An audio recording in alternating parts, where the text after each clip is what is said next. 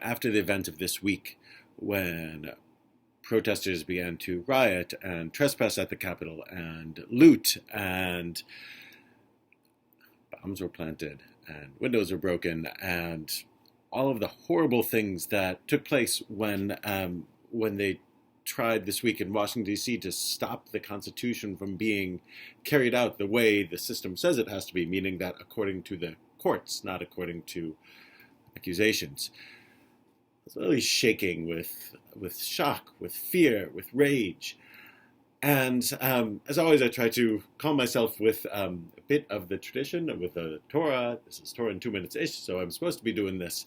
And it's this week in the Torah that we read both about there's a quick descent for the Israelites from being the honored guests of Pharaoh in Egypt to being enslaved by a new Pharaoh in Egypt. And the difference, of course, is when it says that the new king arose over Egypt who didn't know Joseph, right? It's this misinformation, right? That the Pharaoh either deliberately doesn't want to know recent history, doesn't want to know about the people who he's dealing with, or maybe it's just ignorance. We don't know.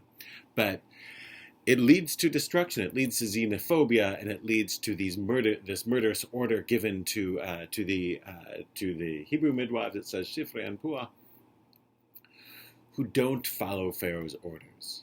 These immoral orders to kill baby boys that Pharaoh gives to the Hebrew midwives. It says that they feared God, and they disobeyed.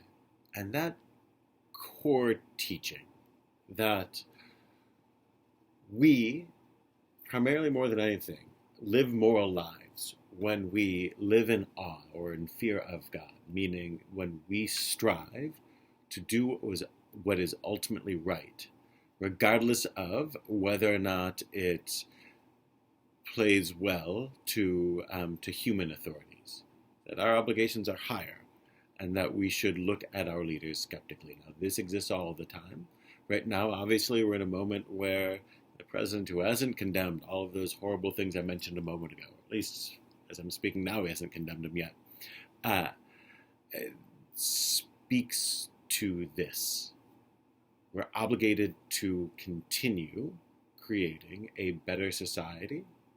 Those of us here in America, we're supposed to build it here, to create a just society where all people are treated equally and where we can settle our differences peacefully.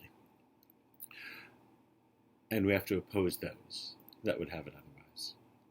God willing, we'll be able to come together in the year to come, in this very difficult time, and to, through our policy disagreements, disagree in ways that can be constructive in order to ensure that moments like yesterday, the American carnage we saw yesterday, never happens again.